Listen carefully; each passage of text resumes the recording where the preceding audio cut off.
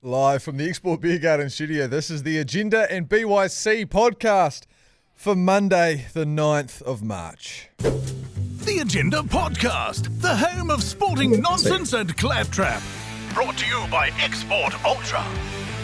Well, it brings me great pleasure to welcome to the show this morning Paul Stuart Ford live from Wellington, and a lot less pleasure live from Ahmedabad, ACC head G Lane. Good morning, boys. Can we just let this play out for a little bit? Nothing good about it.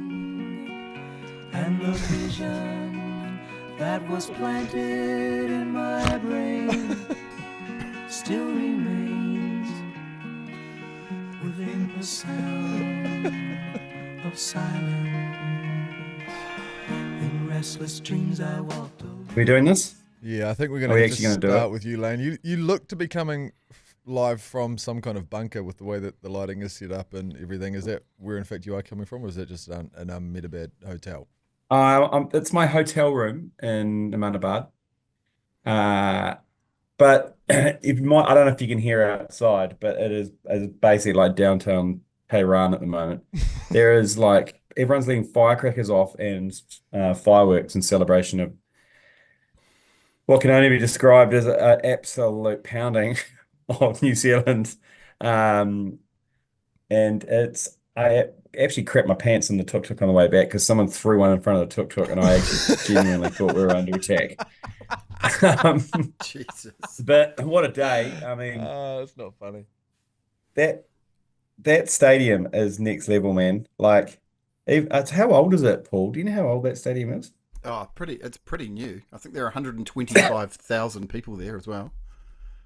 Yeah, it's pretty new, but it's Still got a quite few rickety? cracks. It's quite rickety. 130,000 people, and you funnel in through two gates. Wow. It's pretty insane. But the whole setup at the start, the opening ceremony was pretty awesome. It's Ricky 11 years Martin. old. 11 years old. So it is 11 new. years old. Okay, Opened, it looks- opened in 2020, started building 2015. You know where that would be New Zealand's sixth biggest city if that stadium was just dropped somewhere in New Zealand. It was pretty mental. And I don't know. I was just Yeah, you're hurting. I can see that. Let's just run through your day before we run through the game. So you went. I mean, you arrived in Ahmedabad yesterday. Your time, is that right? last night, yeah. Yeah, last Late night. last night. Okay, and then you got up this morning and you were Lost a couple of travellers who didn't get their visas. Oh, bugger. Okay, and then you managed to make it to Ahmedabad, all safe and sound, and then you made your way to the game this afternoon, your time. Yep. And then what? Ricky Martin, he opened the show. Was he any good? Well, firstly, I got my gin taken off me at the entrance. That was disappointing. Who saw that coming?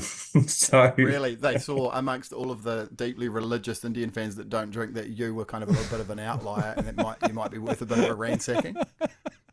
Well, no, we just took in water bottles, and then like everyone was allowed to take water bottles in. Like you could just take water bottles in, fine. And then he just stopped me and he goes, "No."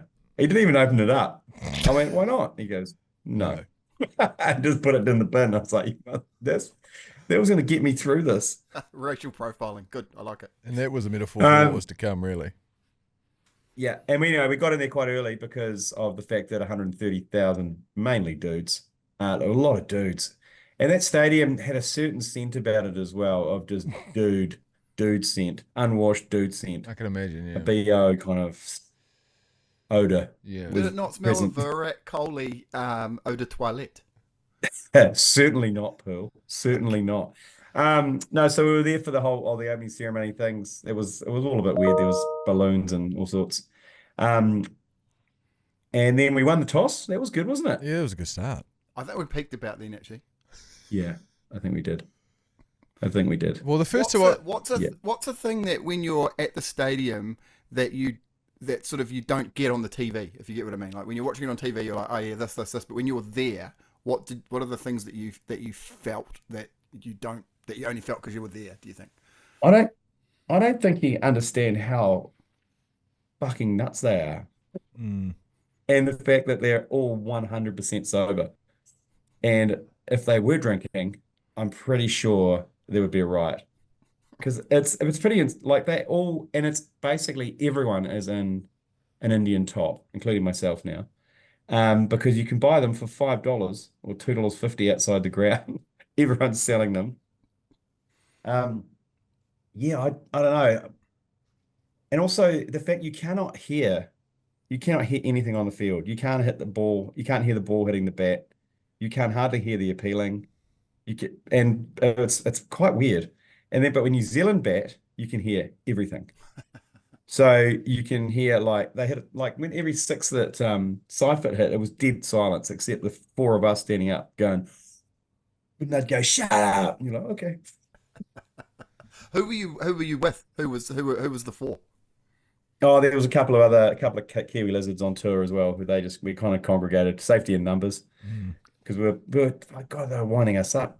Jeez, it's like clapping in front of your face when they're getting wickets and just relentless.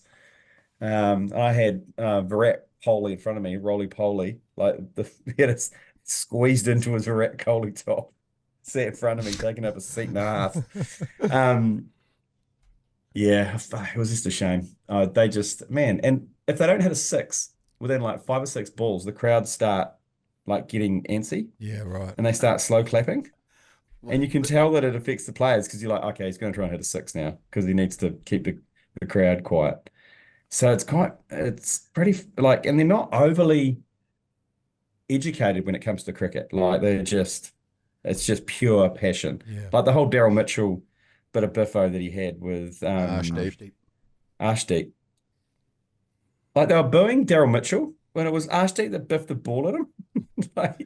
Mitchell got quite a send-off as well after that from the Indian fans. Yeah. It was like they decided he was the villain, as you say, and they just teed off. I was just going to say before, when you were saying that they were getting agitated about, balls that didn't get hit for 4 or 6. I mean, they kind of got particularly agitated given there were 37 4s and 6s. They scored 184 runs and boundaries in that match. My God, it was just a batting masterclass. Unbelievable. Let's rake over the coals then. Let's start with the beginning of the match. That feels like the place to start. The first 2 overs were looking okay. We restricted them, I believe. We were about 14 for none off the first 2. We bowled okay to start the match, Paul, and then I believe the numbers were about 65 runs off the next 17 or 18 deliveries. Yeah, it went nuts. I mean, I think going into the game, it was going to be one of the crucial factors was going to be how each team performed in the power play. New Zealand obviously massively reliant on Allen and Seifert. We can get to that shortly, but holy moly, yeah, India after the power play, they were 92 for none. That is the highest power play score. That beats New Zealand against South Africa. That beats India against Namibia, and that really, set the platform. And I think, there were 14 boundaries in those first 36 balls. And New Zealand, I think, bowled 6 or 7 wides as well. So it really was a messy, messy start. Lots of off-pace bowling. And Samson, Abhishek and Ishan Kishan just exploded. And, yeah, it just felt like it got away for us. 100 off 45 balls, top 3 going nuts. G-Lane, did you realistically feel like the game was gone within about 10 overs? Yeah, we were talking about it and we were like, if they get 250 here, that's going to be challenging. And then at one stage, we were like, they could get 300. Yeah, there was those conversations going on here as well. When they were only 1 or 2 down, we were like, fucking hell, 300. That's going to be a difficult chase. But we actually clawed it back. Jimmy Neesham's 3 wickets was like a godsend. Because it could have been, I think they were 30 short. Yeah, they could have gone even harder. I think it was hard, Dick. He went a bit flaccid, thought about his grandma or something like that, and decided to actually almost tie up an end for us at one stage and that's when things mellowed out slightly. I enjoyed Jeremy Wells' description of him as looking like he was one of the kids doing the Milo have a go triathlon thing because he was wearing so much. He was so gear focused, wasn't he? Just with his clear blue light Oakleys or whatever they were. So then what happened after that if we're working our way through this game? Well, as you said, Paul, their top 3 all scored 50s, is that right? Yep. So yeah, 89 off 46, 52 off 21, and 54 off 25. Particularly disappointing that Samson kept going. He's been a beast in the tournament. And almost as disappointing was Abhishek getting back into form with his 52 off 21, having started the tournament with a golden duck, and he ended up getting the last wicket and being a bit of a hero. So that was bloody annoying. But yeah, as you say, when they were 200 in the 15th over, it was like, oh shit, this could be horrific. 200 for one. Yeah. And then, that Nisham over really, it felt like things might turn. It was 204 for 4 at the end of that. And you thought, gosh, if we can just put the squeeze on here, and maybe maybe we're only chasing 220, 230. Then Finn Allen dropped a catch, which was, it blasted through his thumb, which was difficult. And then I think Santner got hold of one, or didn't quite get hold of one, hit his fingernail. And that 24 runs off the final over set India up for 255 for 3. I think it's their third 250 plus total in this tournament, and they're just a team that their ceiling just feels higher than any other teams when they get going and in a mood like that. And geez, it was always going to be bloody hard going from that point. Yeah, their final over gave them momentum they needed really to head into the rest of the game. I felt like that extra 25 or whatever it was, you just said that we conceded there. The conversations happening here on the ACC watch along where that might be the game then. And then Seifert, Finn Allen, they went out to bat, and Finn Allen fell short, didn't he? And Tim Seifert, well, he gave it a good crack. Yeah, it was some pretty good. Well, he got dropped, didn't he? Got quite an absolute goober. It was a goober, yeah. And obviously the Indian fans, they obviously celebrated every single drop, and most of the New Zealanders did. And when we celebrated that drop, wasn't really that well received. No. The goober from Dubai, yeah. It felt like it might be an omen, but Allen, he couldn't take advantage of it. And yeah, Akshar Patel, what did he end up with? 3 for 27, something like that. It also did feel like it was deathly silent when New Zealand hit boundaries. Did they just lose their CD system or something? And when we hit boundaries? They just don't do anything. They let the fireworks off, and that was it. But people, I shit you not, is I could hear a pin drop. They got no interest. They didn't even have the drummers. No, they didn't even have those drummers that were on the sideline. They were banging the drums when India hit boundaries, and then when New Zealand did, it had a shot of them, and the guy looked like he'd just shit his pants or something. Like it was just. That's it. It's their home final. And when Finn Allen dropped the catch, I'm pretty sure the pyros went off. Genuinely, as you said, I think there were fireworks that went off when Finn Allen dropped that catch at backward point. It's like, what the fuck is going on here? Can I just show you a photo of Virat Kohli who was in front of me? That's him taking up a seat and a half. Jesus Christ. Sitting behind the sight screen. Unit. Virat Kohli. And I thought he was going to have a clutcher at one stage. I said to his wife, you watch out, he's going to have a clutcher. She obviously couldn't speak any English, but so he's going to die. Yeah. If he jumps up and down anymore, he's going to die. And I'm not reviving him. So do we want to discuss anything else from our betting innings, Paul, or are we just going to move past it? And I was just going to say, I think a few weeks ago we did the podcast and we talked about how New Zealand is not the Washington Generals, and funnily enough, I was reading an instant blog post from a terrific writer by the name of Gideon Hagen. He said two things of interest. One, New Zealand really did feel like they were the Washington Generals to the India's Harlem Globetrotters. Yeah. Just felt like we were there, and we were a bowling machine, and then we hit a few runs and made them feel good about themselves. So yeah, that was disappointing. He also made the point, and I don't know, there's a broader point which we don't have to rip into now, but it does feel like on a track like that, it's just so flat that bowling is like, it's like how we talk about AIs getting rid of jobs. It's like wickets like that are getting rid of bowling. Yeah. Yeah, there were more wickets coming from full bungers. I'm pretty sure we took more wickets in our bowling innings with full bungers than we did with the ball hitting the wicket. It was tough going. No, but some of that clean hitting was next level. Oh yeah. Like sitting back and watching that, it was just like at will. It was like, holy. They were lucky. They did pull a bit of a South Africa on us because every miscue went in the gap. Yeah. Or just over the head of the fielder. Yeah, we're talking about that here. Every time. And it was like, oh. One thing I did enjoy, quite frustrating. One thing I did enjoy watching was the absolute misery that is Gautam Gambhir in the Indian coaching dugout. I heard someone say at one point, have we seen his teeth in this tournament? Like, he has not smiled once. Even when they were winning by 100 runs at the end, he still was just so... He's just such a miserable bastard. And I think it's indicative of the pressure that the Indian coaching setup and the whole kind of ecosystem is under. Yes, the players looked happy and all of that. Thank God for that. But my God, the amount of pressure that is on that setup is... I just don't think we can get our heads around it. It's unbelievable. What does this mean now for Black Cap supporters, G Lane? I mean, what are we going to do? We're going to start booking out town halls? Are the Black Cap supporters support groups going to start meeting nationwide, or what do we have to look forward to? What do we hang our hat on? No, I think we made another World Cup final, and I don't know, 12 other teams didn't do that. Yeah. I don't think we have supporters groups. Supporters groups more for for more dire times when we lose to Afghanistan. Agreed. Don't make the semi-finals. No, that's good. Yeah, I agree. Yeah, correct. But can I also say that there is a lot of people out there who may have taken the grim curse thing just a bit too seriously. Yeah. Okay, just putting it out there. Just putting it out there. These people might believe in I think they might believe in aliens, and they also might believe in ghosts. These kind of people. I'm glad you've mentioned this, because I feel like you need to eradicate the curse by going to a game just as a cleanser. You need to just go to a game that we're definitely going to win.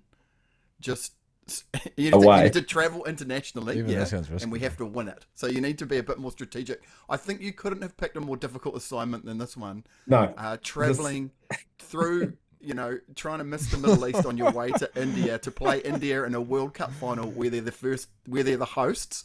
Where they're the only team trying to retain the title in the history of the T20 World Cup, and we're a team that sort of farted through. We've lost to England, lost to South Africa. We're probably pretty pumped to be in the final, and you've decided, I reckon we're going to win the final. I'm just going to get over there. It does feel like you took a 1% chance, and sometimes you're a man that takes normally 5% chances. I feel like you need to take a 95% chance next time. Okay, I'll keep that in mind next time, but people just tend to believe that it's only matches that I care about. So I can't go on a tour to Ireland and watch us beat Ireland in Dublin. Right, yeah. It's not quite how that works. Yeah, but I was actually pretty gutted for them, because they had a little bit of a swagger about them, the New Zealand team, because they knew they were underdogs, but they knew they were playing well, and they knew they can beat India on a day. But after 2 hours of a massive onslaught, in which after 9 overs, I said to the guy next to me, Tom, I was like, Tom, I'm actually just fantasizing about the last 6 balls now. So I just want to see the last over, because I don't want to see any more of this. You want to skip it after 9 overs. And then when we got to the last over, I said, I've been looking forward to this for the last hour, the last over, because this is so punishing watching this, getting harangued by 129,990 mental Indian cricket fans. I'm not sure if I'm imagining this, Paul, but is this something... Jimmy Neesham, he's made a habit out of... He gets called up for big games, and he plays in big games, and he tends to be quite often put in a good performance whenever we feel short. He's one of the boys that I particularly felt sorry for today. Is there some legs to that theory? Oh yeah, totally. I mean, he actually did a hell of a good job out there. That was an amazing over, and he's the kind of player, I think, that the batsman's eyes light up a bit. And when you take 3 wickets in an over, it's not his golden arm. He's a bowler, but yeah, it does feel like he has been on the losing team of some of literally New Zealand's biggest games in our history, right? Yeah. As he said, 6-7 years ago, don't take up sport, take up baking, die fat and happy at 60. And, I did see him in the dugout, and he looked pretty bleak, pretty grim. I mean, he's been part of some massive games and some heartbreaking losses, really. And I felt genuinely sorry for him, because I think he did a bloody good job out there. And when it comes to the batting as well, it always feels like he gets brought out just as the run rate is gone a little bit too far. Yeah, impossible. Yeah, mission impossible. Exactly right. Yeah, and it was when he came out, the game was long gone, and it felt like at sort of 50 for 3 really when Phillips got out. It felt like it was going to be just such a enormous task for New Zealand to come back from there. So where does that leave us, boys? G Lane, I suppose to you now, you're just going to have to drown in your sorrows, are you, there in your Ahmedabad hotel room? Yeah, or drown my sorrows in still water. Yeah, that's a good point, actually. I can't order beers to the room. Did you get through that It's a gin, dry did you? state. Or did you, wait, hang on, did you empty all your gin into those water bottles? No, I gave it a good nudge Yeah. before I left, There's not much and then left in chucked it there. into the water bottle. Where did you get, Drank a few zero beers. where did that gin come from? That was bad. Where did that was a question that we were getting asked quite a lot on the street. Okay, no, we'll just dance around that then. No, I picked it up in the airport in Singapore Oh, nice. Did you and manage to shoved it find in my ass. Yeah, nice. Okay, what end did you go? The narrow end or the long on the thiggy? Oh, Meshy. Lit it with the narrow, yeah, of course. Yeah, this is not your first rodeo, Meshy. That's a hell of a big bottle. The way you're holding it up there, though, it's about twice the size of you with the perspective I've got. I'm surprised that after some of your form in previous years that you're not at the team hotel, Yeah. making your presence felt amongst the administrators, wives, directors, and the players commiserating. I'm really surprised that you haven't been invited back to the team hotel to throw yourself around a bit.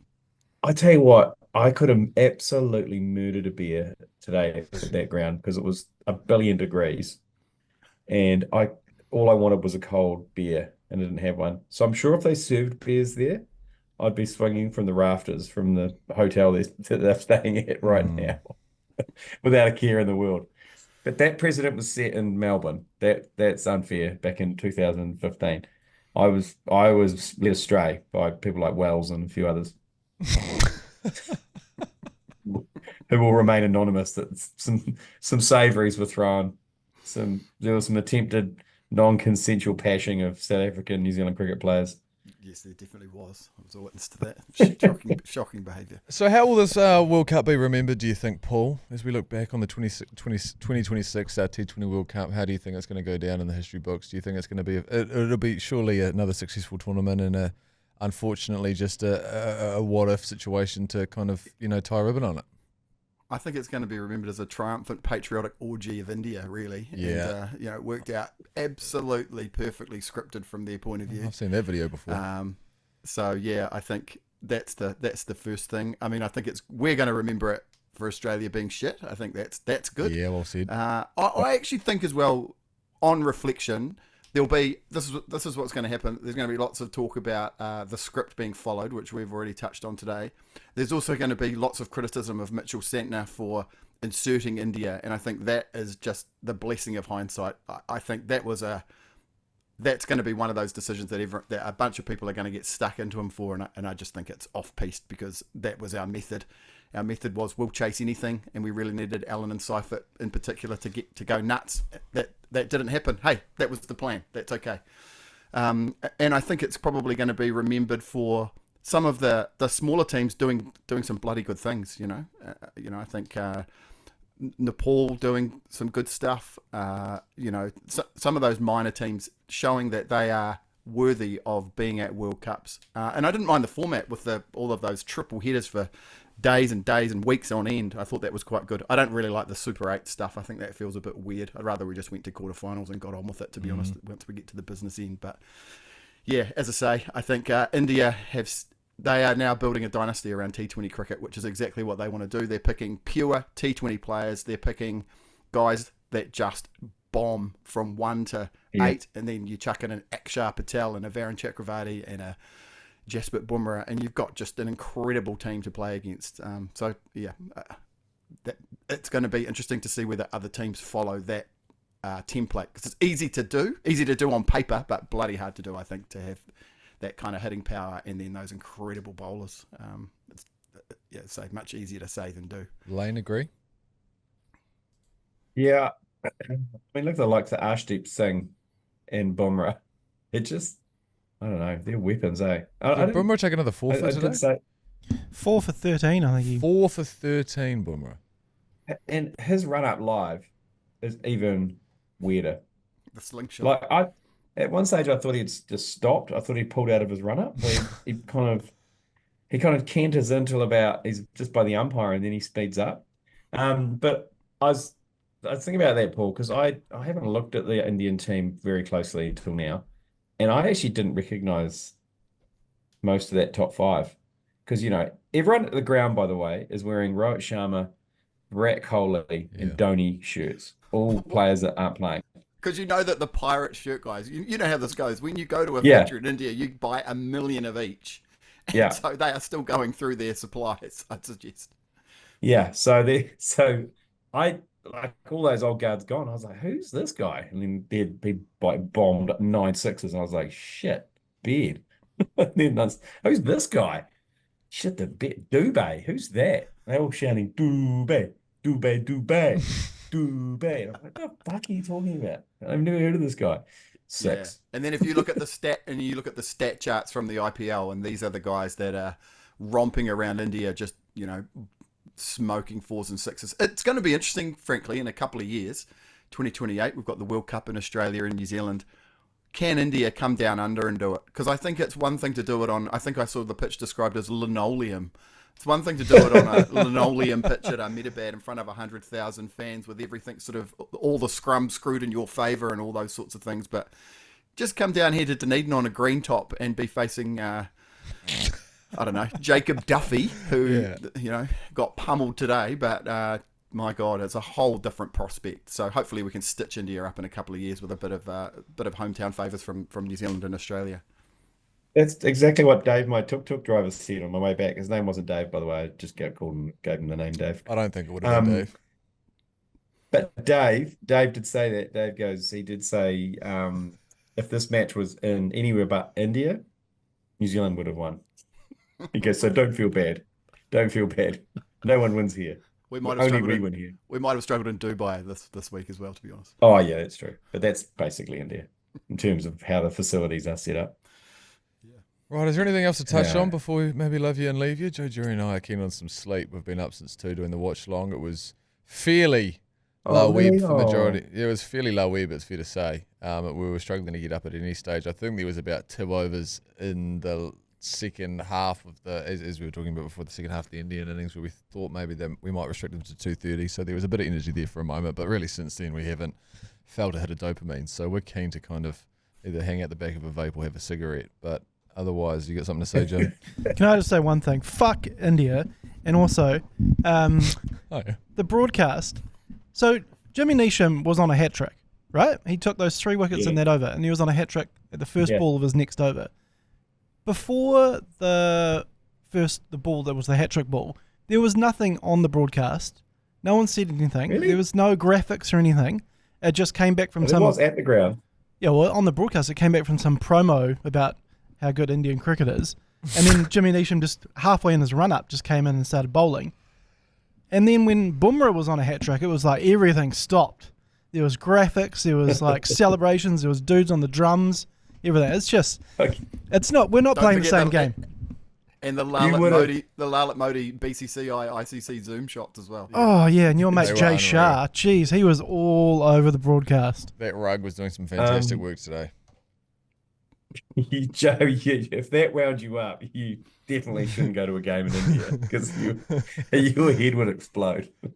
Oh, before we actually leave, was there anything when you were there, G-Lane? I think we touched on it briefly at the beginning of the podcast, but that little scuffle between Arshdeep and Daryl Mitchell, it felt fairly unnecessary when watching it and actually looked quite fucking out the gate. Did it feel that way at the ground or not really? Because I felt like it was fairly out of line.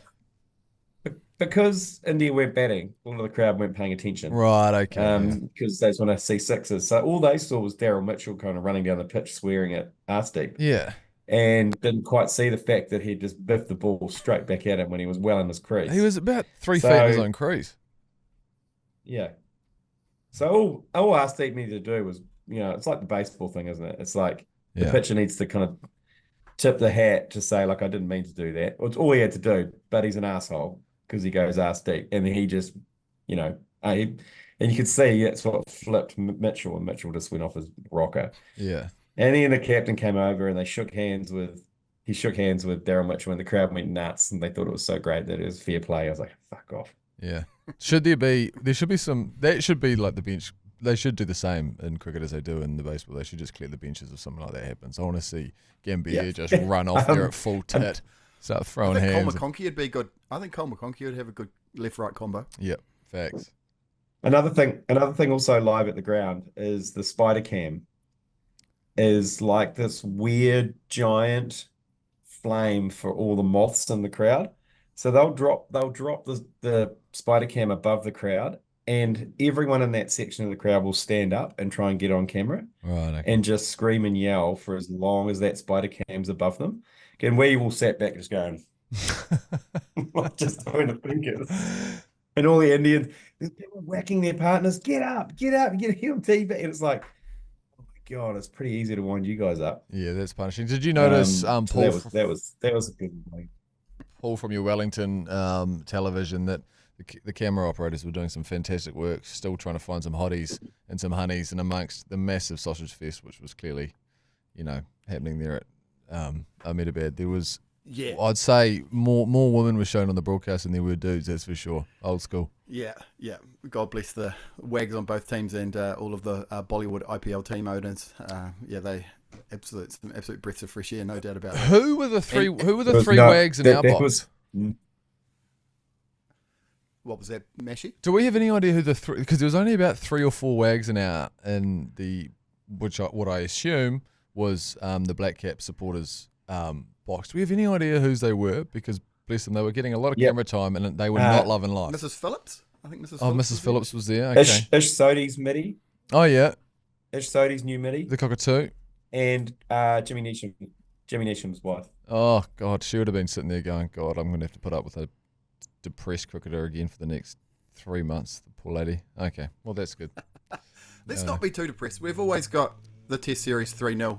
Mike, I expect you to go down swinging with that through the airport tomorrow. We should have led the podcast with that. 100%. You're actually a Test cricket fan. You're quite focused on Test cricket. You've only ended up over in Ahmedabad by accident. Just happened to suit your travel plans. It was just convenient. Just a convenient side trip. Oh, well, I have to travel halfway across India to get out of here tomorrow anyway. So I have to get here up to Delhi tomorrow just to get the fuck out of here. They'll be real chill. They'll be chill about the wind down there. Don't worry about that. Oh, my God. Oh, boy. This is going to be this. Oh, yeah. I hope they get it out of their system tonight with all the fireworks and. I've got an assignment. I've got an assignment for you. You need to dress as an Indian fan tomorrow, and then you need to get interviewed as if you're an Indian fan. Like just get some media that you've travelled over from Australia, maybe, and just say that you've travelled up to India to watch India beat New Zealand because you hate New Zealand so much, and just see if you can get some media attention for that locally. Okay. So I don't have to act Indian. No. You're an Australian. You're an Australian-based Indian fan that hates New Zealand. Okay. Yeah, so you're one of the most committed. You've actually flown to Ahmedabad to watch India win. I've never seen people so keen to be on camera as Indian cricket fans. Like, even outside the ground, any world broadcast that had to just pulled a camera out, they just went fucking bananas.